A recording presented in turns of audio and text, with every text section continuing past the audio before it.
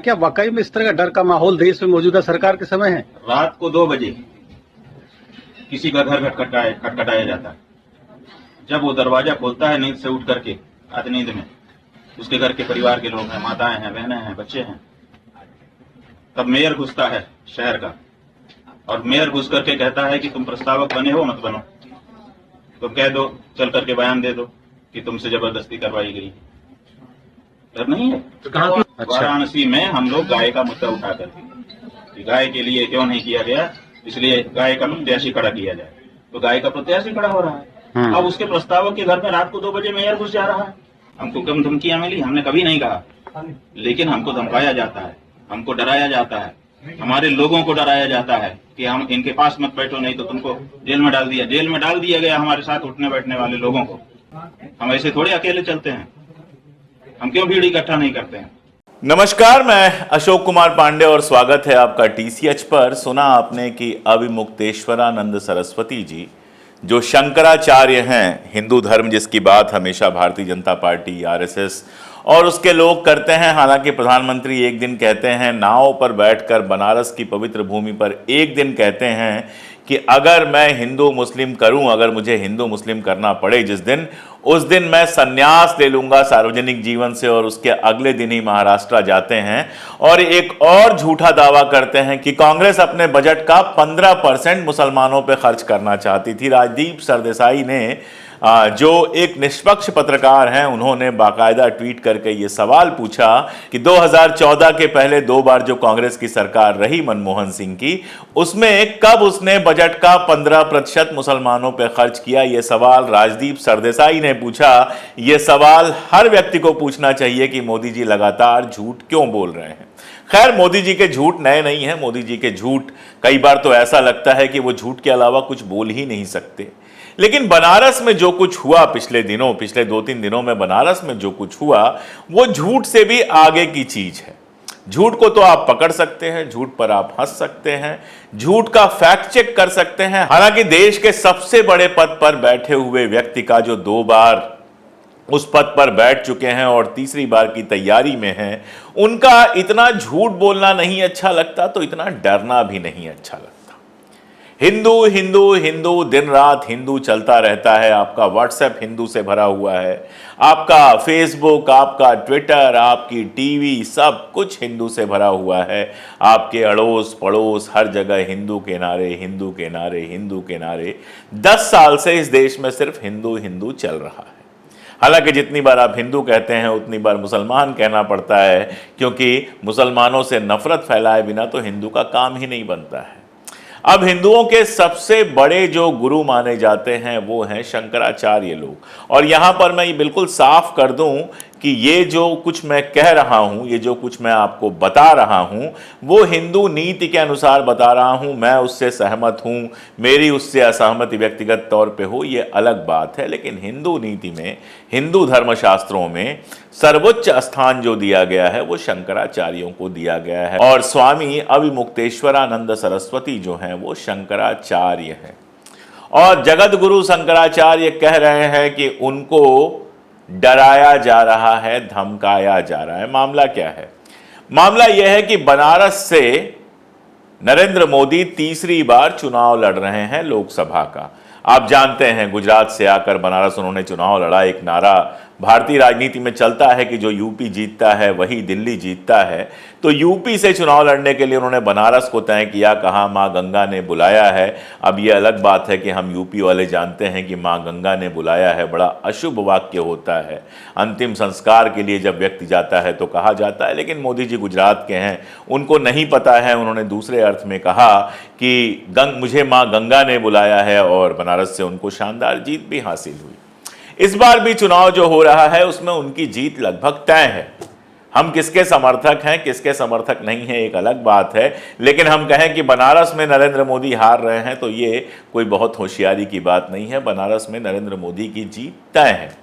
लेकिन इस तय जीत के बावजूद जिस तरह से वहां पर लोगों को चुनाव लड़ने से रोका गया, जिस तरह से थोक के भाव में पर्चे खारिज किए गए, पहले तो नामांकन ही नहीं लिया जा रहा था, अंतिम क्षण पर जाकर नामांकन लिया गया और नामांकन लेने के बाद पर्चे खारिज कर दिए गए। ये जो डर की बात बता रहे हैं स्वामी अविमुक्तेश्वरानंद सरस्वती जी, वो पूरा मामला ये है कि गाय के मुद्दे पर उन्होंने अपना एक उम्मीदवार वहां से खड़ा किया, युग तुलसी पार्टी एक बनाई और युग तुलसी पार्टी से एक उम्मीदवार खड़ा किया, श्री कोली शिव कुमार शेट्टी।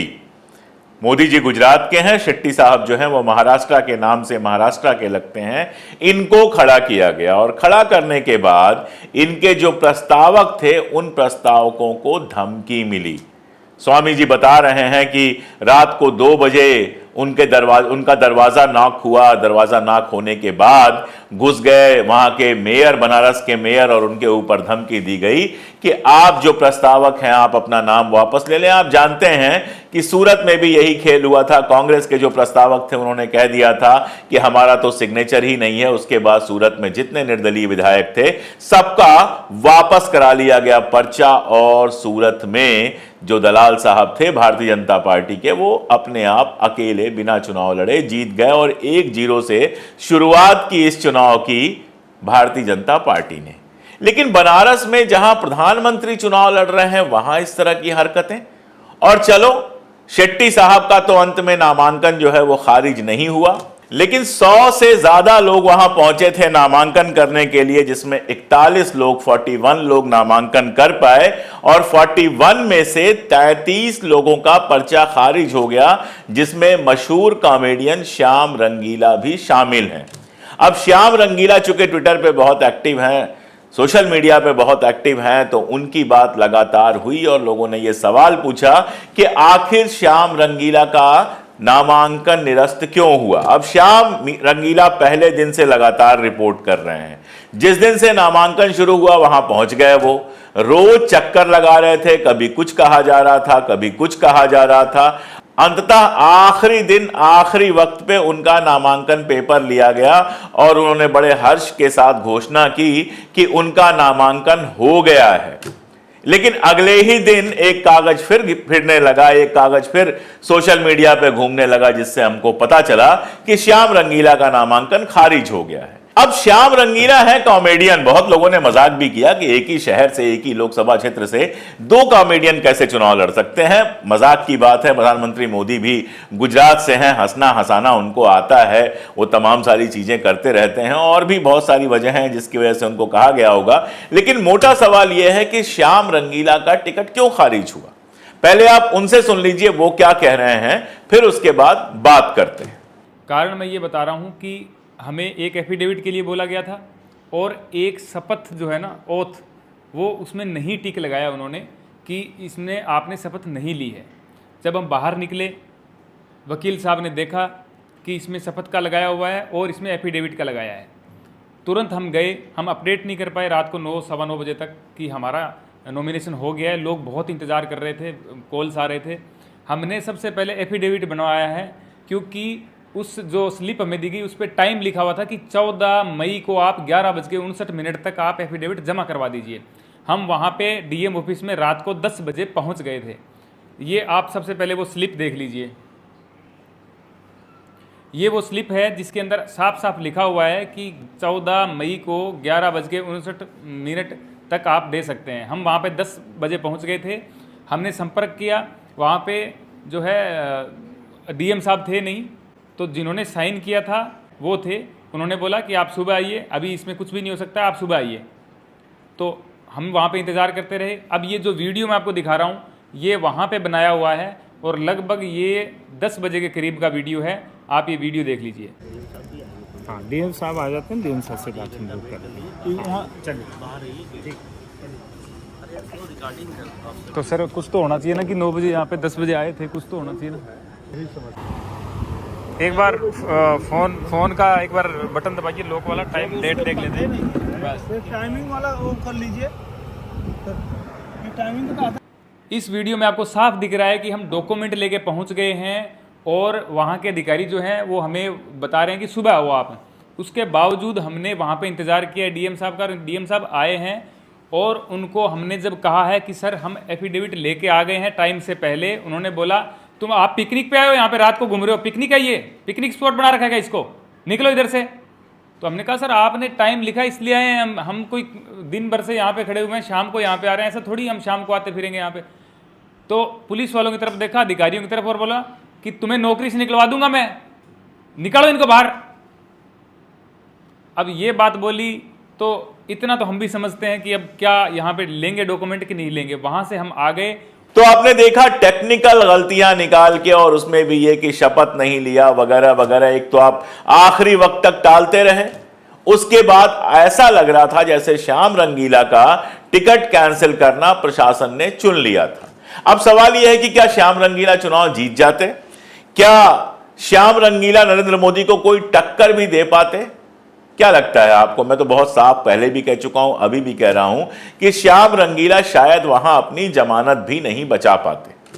वो खुद कह रहे हैं उनके पास चुनाव लड़ने का पैसा भी नहीं है, उसके बाद चंदा बंदा मांगते, वहां अपने तरीके का प्रचार करते। चुनाव अपने आप में एक मनोरंजन है। आप देख रहे हैं रोज नए नए मीम आ रहे हैं, कभी कांग्रेस का मीम आता है, कभी भारतीय जनता पार्टी का मीम आता है, किसी में मोदी का मजाक उड़ाया जाता है, किसी में राहुल गांधी का मजाक उड़ाया जाता है। ये सब चलता रहता है। चुनाव भारत जैसे देश में एक पर्व है जिसमें इस तरह का खेल खिलाड़ी सब चलता रहता है। ऐसे ऐसे लोग रहे हैं। धरती पकड़ नाम के एक व्यक्ति थे जो विधायक से लेकर लोकसभा से लेकर राष्ट्रपति चुनाव तक कोई ऐसा चुनाव नहीं था जो वो नहीं लड़ते थे। अब वो कोई जीतने के लिए तो लड़ते नहीं थे, सबको मालूम था उनको हारना है, लेकिन लड़ते थे। देखिए सीधी सी बात है कि इस देश में चुनाव लड़ना हर नागरिक का अधिकार है। कोई भी नागरिक, मैं चाहूं तो मैं चुनाव लड़ सकता हूं, लेकिन यह बात शायद कल तक सच थी। अब इसमें जोड़ना पड़ेगा कि मैं चाहूं और चुनाव आयोग भी चाहे तो मैं चुनाव लड़ सकता हूं, वरना मेरा पर्चा खारिज हो जाएगा। पर्चा खारिज करना तो डीएम साहब जो पीठासीन अधिकारी होते हैं उनके बाएं हाथ का खेल होता है, कोई भी नुक्स निकाल देंगे। तो ये जो पर्चे खारिज करने का खेल बनारस में हुआ है, क्यों हुआ है? पहली बात तो मैं साफ कर दूं कि किसी डर से नहीं हुआ है। दूसरी बात, एक टेक्निकल मामले में मैं आपको ले जाता हूं। नियम यह है कि अगर 16 से ज्यादा उम्मीदवार होंगे तो 2 यूनिट लगेगी मशीन की, यानी एक मशीन जो होती है उसमें सिर्फ 16 उम्मीदवार हो सकते हैं, 16 बटन्स हो सकती हैं। अगर 17 हो गए, 18 हो गए, 20 हो गए तो 2 मशीनें लगेंगी। और प्रधानमंत्री हैं तो यह नहीं हो सकता कि पहली या दूसरी बटन उनकी हो जाए। नाम से, जो नाम का आपका पहला अक्षर होता है उससे बटन तैयार होती है। तो हो सकता है कि मोदी जी का नाम जो है वो दूसरे वाले मशीन में चला जाए और बहुत सारे लोग कंफ्यूजन में पहले मशीन से ही किसी को वोट देके आ जाए। यह भी हो सकता है कि नरेंद्र नाम रखने वाले कई सारे लोग वहां पर आ जाएं और चुनाव लड़ें, तो उससे लोगों को कंफ्यूजन हो सकता है। तो एक डर तो यह हो सकता है कि इस बार जो भारतीय जनता पार्टी के नेताओं में रिकॉर्ड बनाने की खलबली मची हुई है, अमित शाह अपना रिकॉर्ड बनाना चाहते हैं जिसके चलते गांधीनगर में कई लोगों के पर्चे वापस करा दिए गए। शिवराज सिंह चौहान लगातार कह रहे हैं मैं रिकॉर्ड बनाना चाहता हूं, 7 लाख से 8 लाख से जीतना चाहता हूं। तो हो सकता है मोदी जी को भी लगा हो कि ये लोग रिकॉर्ड बना लेंगे और मैं अगर रिकॉर्ड मतों से नहीं जीतूंगा तो दिक्कत हो जाएगी। वैसे तो कोई 500 वोट या 100 वोट से भी जीत के जाएगा तो भी उसको वही अधिकार होंगे जो 50 लाख या 5 लाख या 7 लाख वोट से जीतने वाले को होगा। ऐसा तो कोई हमारे यहाँ नियम है नहीं कि जो सबसे अधिक वोट से जीतेगा वो प्रधानमंत्री बन जाएगा और जो सबसे कम वोट से जीतेगा वो सबसे पीछे की सीट पे बैठेगा। लेकिन दिखावे की जब राजनीति होती है तो ये सारा खेल होता है। तो एक मामला तो बहुत साफ हो सकता है कि नरेंद्र मोदी जी ना चाहते हों कि 2 मशीनें लगे, लोग कंफ्यूज हो और उनके वोट थोड़े से कम हो जाए। मैं नरेंद्र मोदी जी क्यों कह रहा हूं? क्योंकि किया तो चुनाव आयोग ने है, नरेंद्र मोदी तो किया नहीं है। लेकिन चुनाव आयोग को किसने चुना है, यह बात बार बार याद करनी जरूरी है कि पहले जब चुनाव आयोग चुना जाता था तो उसमें विपक्ष के नेता होते थे, प्रधानमंत्री होते थे और सुप्रीम कोर्ट के चीफ जस्टिस होते थे। मोदी सरकार ने सुप्रीम कोर्ट के चीफ जस्टिस को हटाकर अपने ही एक मंत्री को रखा, यानी मोदी जी उनके एक मंत्री और विपक्ष के नेता, यानी चुनाव आयोग अब सीधे सीधे मोदी जी चुन रहे हैं क्योंकि 2 वोट तो उन्हीं के पास हैं। अभी बीच में एक कार्टून आया था और बड़ा अच्छा कार्टून था वो, हालांकि पहले मैंने ट्विटर पे लिखा था कि एक समय में गांधी जी के 3 बंदर होते थे जो बुरा देखते नहीं थे, बुरा बोलते नहीं थे, बुरा सुनते नहीं थे। अब मोदी जी के 3 बंदर हैं जो भारतीय जनता पार्टी का बुरा नहीं देखते, भारतीय जनता पार्टी का बुरा नहीं बोलते और भारतीय जनता पार्टी का बुरा नहीं सुनते, दूसरी पार्टियों का बुरा देखते हैं। तो यह कहने में कोई दिक्कत नहीं है कि चुनाव आयोग जो कर रहा है वो सीधे सीधे मोदी जी की मर्जी से हो रहा है। ये बात सबसे भयानक है इस चुनाव में कि चुनाव आयोग की विश्वसनीयता जमीन में चली गई है। आज चुनाव आयोग के ऊपर कोई भरोसा नहीं करता। तो एक वजह मैंने आपको बताई, एक और वजह हो सकती है, सूरत करने का प्लान तो नहीं है। अब जो लोग बचे हुए हैं उसमें 2 प्रमुख उम्मीदवार दिखाई दे रहे हैं, कांग्रेस के अजय राय और बसपा के अतहर जमाल लारी।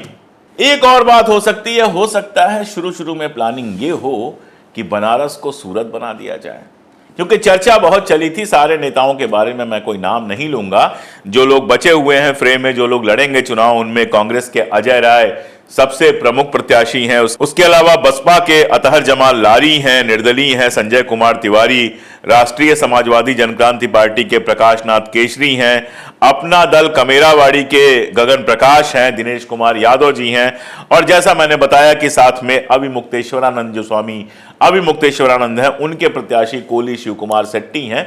तो लोग बचे हुए हैं। अब बीच में बहुत सारी बातें चल रही थी जिससे ऐसा लग रहा था कि बनारस में सूरत कराने की कोशिश की जा सकती है। अब अगर बनारस में सूरत कराने की कोशिश करना था तो उसमें सिर्फ कांग्रेस उम्मीदवार को आपको सेट करना था, बाकी निर्दलीय जितने कम होते उतना ज्यादा उनको फ्रे से हटा पाना आसान होता। लेकिन मुझे ऐसा लगता है कि अपनी चाल में भारतीय जनता पार्टी कामयाब नहीं हुई है। अजय राय पूरी ताकत के साथ वहां पर चुनाव लड़ रहे हैं, और अजय राय जब पूरी ताकत के साथ वहां पर चुनाव लड़ रहे हैं तो चुनाव तो होगा। निर्दलीय कम होंगे, श्याम रंगीला जिस तरह से लोगों को हंसा सकते थे अब शायद नहीं हंसा पाएंगे। लेकिन एक सवाल और भी है, चलिए उनका नागरिक अधिकार है, श्याम रंगीला का, वहां से वो लड़ रहे हैं। उनका कहना है कि 2014 में उन्होंने मोदी जी का समर्थन किया था, अच्छा किया था। हर नागरिक को यह अधिकार है कि वो मोदी जी का समर्थन करे या किसी और का समर्थन करे, और अब वो मोदी जी के खिलाफ चुनाव लड़ना चाहते थे। आप मोदी जी के खिलाफ चुनाव क्यों लड़ना चाहते हैं? जब आपके जीतने के कोई चांस वहां पर नहीं है तो क्या आप केवल सोशल मीडिया पॉपुलैरिटी के लिए चुनाव लड़ना चाहते हैं? क्या मिल जाता वहां पर चुनाव लड़के? आपके अधिकार पर कोई सवाल नहीं है, आप बिल्कुल वहां से चुनाव लड़ने का आपको अधिकार था, और बिना कोई वर्ड मिन्स किए हुए मैं कह रहा हूं कि आपके साथ जो हुआ वो गलत हुआ, और इस मामले में मैं आपके साथ हूं। लेकिन आप वहां चुनाव क्यों लड़ना चाह रहे थे? केवल सोशल मीडिया पॉपुलैरिटी के लिए? अगर वाकई आपको लगता है कि मोदी जी को हराया जा सकता है, अगर आपको वाकई लगता है कि मोदी जी को चुनौती मिलनी चाहिए, तो वहां पर जो गठबंधन के और कांग्रेस के उम्मीदवार हैं अजय राय जी, उनके समर्थन में प्रचार करने में, उनका साथ देने में, उनके लिए वोट जुटाने में आपको कौन रोक रहा है? सवाल यह है कि आप मोदी जी को हराना चाहते हैं या सिर्फ नाम कमाना चाहते हैं? नाम कमाना आपका अधिकार है, मैं ये नहीं कह रहा कि नाम कमाने में कोई दिक्कत है। हर आदमी अपने अपने तरीके से नाम कमाना चाहता है, आपको भी नाम कमाने का अधिकार है। लेकिन सवाल यह है कि अगर आप वाकई मानते हैं लोकतंत्र पर खतरा है, अगर आप वाकई चाहते हैं कि मोदी जी को चुनौती हो, तो मान लीजिए आपका नामांकन खारिज हो गया, उसके बाद भी क्या आपको वहां जाकर जो उम्मीदवार उनके खिलाफ सबसे मजबूत उम्मीदवार है, और जाहिर तौर पर आज की डेट में वो अजय राय जी हैं जो गठबंधन के उम्मीदवार हैं, कांग्रेस के उम्मीदवार हैं, उनका समर्थन करने से आपको कौन रोक रहा है? लेकिन यह आपका अपना निर्णय होगा। जैसे आपको अपना निर्णय लेने का अधिकार है, वैसे ही मुझे सवाल करने का अधिकार है, और यह सवाल मैं आपसे करूंगा कि आप अब क्यों नहीं गठबंधन उम्मीदवार का समर्थन कर रहे हैं। और यह सवाल मैं चुनाव आयोग से करूंगा कि भैया अगर 100 लोग मोदी जी के खिलाफ लड़कर अमर होना चाहते थे तो उनको रोकने वाले आप कौन हैं? अगर उनके पर्चे सही हैं, अगर वो भारत के नागरिक हैं, अगर उनके सही प्रस्तावक हैं,